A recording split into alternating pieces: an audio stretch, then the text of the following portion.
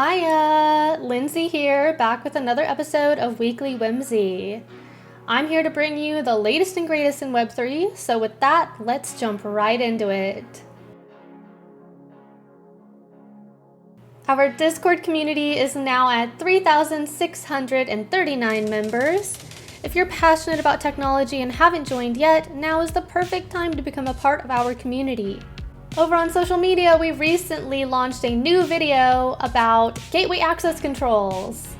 These access controls are essential for anyone wanting to open up their gateway just a little bit. For example, if you are involved in indexing or developing projects like NFT marketplaces, you definitely want to check this video out.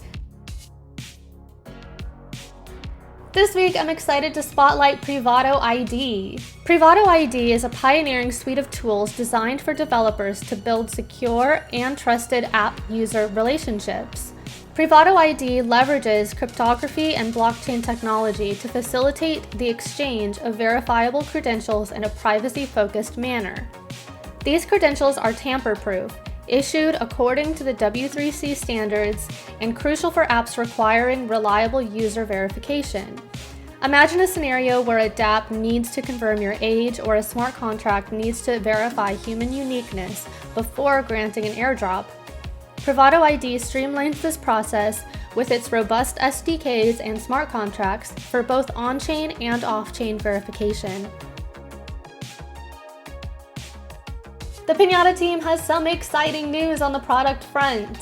Gateway analytics are now available on all paid plans. Originally exclusive to our Fiesta plan and above, Gateway analytics can now be accessed by those on the Picnic plan as well.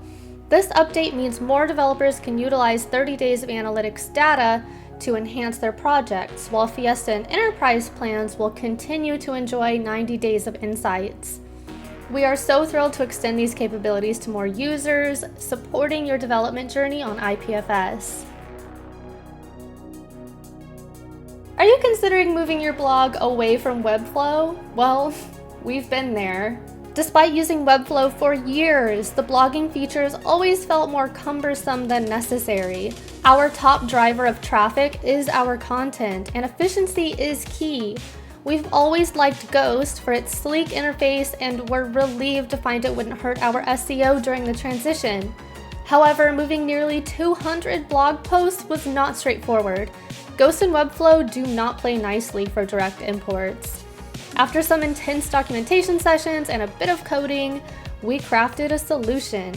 We've documented this process in our latest blog post to help you smoothly transition your own content from Webflow to Ghost. And that wraps up this week's episode of Weekly Whimsy. Don't forget to hit the like and subscribe buttons down below for more content from our team. And just a heads up, there will be no video next week as I will be on the beach building sand castles and swimming around in the ocean.